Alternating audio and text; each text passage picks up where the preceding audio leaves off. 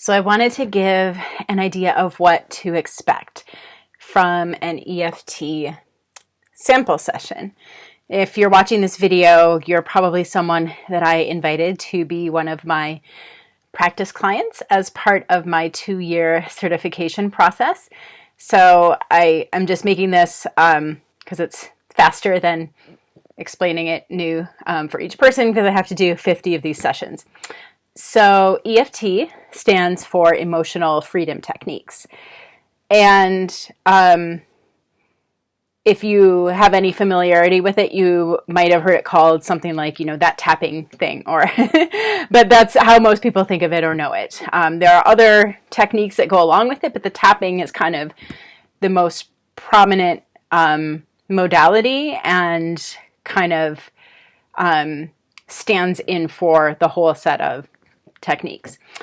And that will be, so the way that our session will typically go, if we're using the basic method, is, and really in any case, no matter what method we move on to, we're going to start out with a consultation. So it might be a conversation beforehand, but if we haven't done that, then we'll spend the beginning of our session together before we get into tapping, just for me to get some background on you and the issue that you want to work on. So I will ask you to come to the session with an idea of what you want to work on, and I'll get into how to select that a little later on in this video.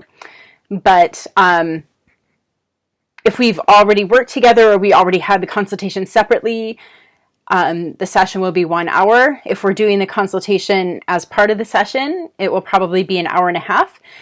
And I recommend that you allow an hour and a half in your schedule anyway, just because, especially if you are new to EFT and we're still kind of working out how it works, if you're learning about how it works as part of our work together, then things might take a little longer. Generally, an hour is enough. We don't want you to get too exhausted from the emotional work that you're doing, but if things are a little slower pace, it's good to allow an hour and a half. So just to give you a sense of what to expect. And then the way the session will be structured, we will, again, after the consultation, when we begin to focus on what do we want to work on together today, we'll go through some goal setting, and it's all led by you. Now, for most of these practice sessions, it's just going to be one single session. So the goal setting it might feel a little weird because we'll be talking about things in terms of a goal for the session and then a longer term goal. But obviously, if we're having a single session together and that's it, we probably won't get a chance to work on the longer term goal, but we'll still discuss it as if, and that allows me to see how this could fit into a longer pattern of working together if down the road you were to become my client after I'm certified. And also it gives you a sense of how does this fit into a larger process if you were to work with an EFT practitioner beyond just our one session. So we'll work on goal setting for the session and how it fits into a longer term goal. And with these goals, it's really important to be concrete and specific. So, and it's all client-led, it's led by you, and so that's why I'm providing this background, because I don't want to get up to the session, and if you come in and you're like, I have no idea, or you're like, I would have liked a chance to think about this for a little while beforehand, that's what this video is for, to allow you to ponder, how do you want to use our time together? What do you want to work on? Some examples, because I think that's helpful. So in general, EFT can be used to process difficult emotions, and it can be used for behavior change, specifically used to address the emotional contributing factors to that behavior. So some examples I hear frequently referred to: stopping smoking, sometimes weight loss, patterns of eating, emotional eating is one that I've worked on a lot in sample sessions with clients so far. Procrastination, something like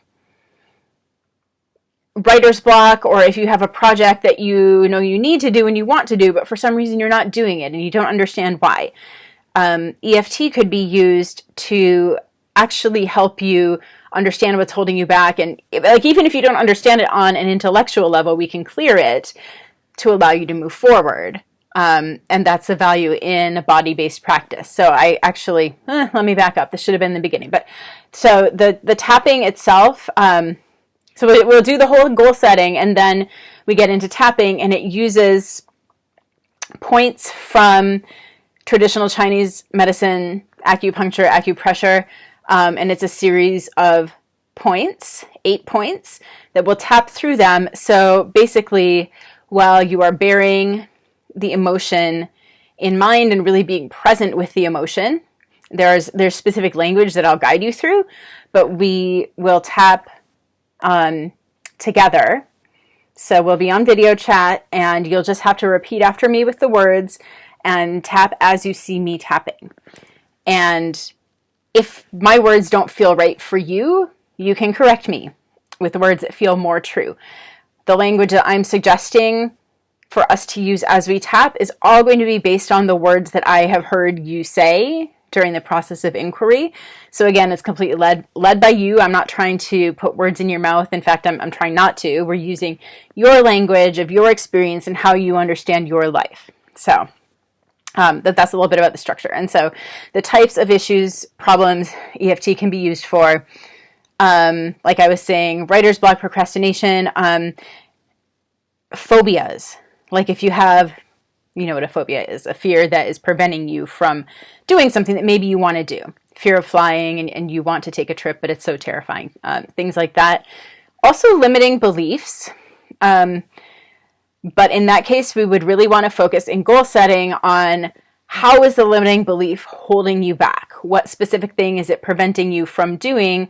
And even if it's very small, what could be the concrete step that would define success? You know, as one small step of success along the way. So we want to start getting some wins, and we have to be really specific in terms of how we are framing it to determine whether we're having success. So another helpful concept is, so the whole kind of overarching framework, I guess, for our work together, if we were to do multiple sessions, especially, would be a tabletop with legs supporting it.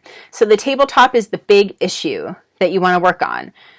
Perhaps it's a deep-seated imposter syndrome, or fear of failure, fear of success, limiting belief that you'll never be successful in your business. Something really big and broad and sort of general, sort of amorphous. That might be the tabletop issue. It's the big overarching issue. And then the legs are any incidents where the belief or the fear or the problem manifests. So maybe you feel that you had a job interview where you completely choked because you have such a limiting belief that you'll never get a good job, and it becomes a self-fulfilling prophecy. So then, one of the table legs would be that job interview. So in our session, I will ask you, so first, what's the big issue you want to work on? And then what is a recent incident where it manifested, where it showed up? And it could be, like I just said, the job interview. It could be something as small as I saw a post on social media that really sent me into a spiral of negative thinking. You know, it can really just be whatever. How are you seeing this issue play out in your life? But the incident that we work on has to be recent. And once you identify what you want to work on, I'll ask you to tell me the story. And then I will ask you, how are you feeling right now as you tell me the story? And this is the piece of it that it just takes a little time to learn this way of working. So that's why I'm telling you in advance. Some people are have more facility than others with identifying how are you feeling in this moment. So in preparation for our session, that could actually be something you work on. Just ask yourself a few times throughout the day, how do I feel right now? And come up with one word that's the primary emotion that you're experiencing. Sounds pretty simple, but it can be hard for a lot of people. And it even sometimes is for me still. Just getting present with yourself. How am I feeling right now? So that's going to be important, because the emotion that we will tap through, it's not going to be like you're telling me the story of what happened yesterday. It's not going to be the emotion you felt yesterday. It's going to be the emotion you feel today during our session as you're telling me the story about yesterday. So really just getting mindful awareness of how you are feeling in the present moment. I will ask you how and where it shows up in your body. And then we'll tap. So I'll provide what's called a setup statement. And again, you just have to repeat after me with the opportunity to correct me if it doesn't feel true, if it doesn't feel like your words and sentiments. And then we're going to tap through the points, okay? And you'll have your eyes open the whole time, so you'll be able to see what I'm doing and repeat after me and just follow what I'm doing as we go through the points. And, there's no, like, we can pause if you're like, wait, where was that point? And you can't quite see what I'm doing or something like that. But what you just saw me do is all of the points, and we'll go through them, and then we'll check in again. And throughout the session, our goal is to first connect with some emotions that feel distressing, because that's why you're here, right? You probably wouldn't be spending your time on EFT, although I'm grateful for my sample sessions. But in general, we're trying to work on emotions that are difficult for you. We're not here because you're happy and you're trying to tap the happiness out of your body. So that distressing emotion, identify it, where in the body, how intense is it, and then through the rounds of tapping, our goal is to bring it down. So if it's an 8 out of 10 in intensity, we just see what happens. There's no right or wrong answer. Maybe it actually goes to a 9 after the first round, and then we keep going. But we are working to bring the intensity down, and when it gets to a 3 or below, we may move on to another incident. And what sometimes happens is things come up as we're tapping, and maybe you're like, well, this other incident just popped into my head and I'm not sure why. And so then we might follow that to see where it leads us and what are your feelings about that. So we really just have to get into the session to know how many incidents or stories are we going to tap on. Is it going to be one the entire time? Is it going to be shifting emotions about the same incident?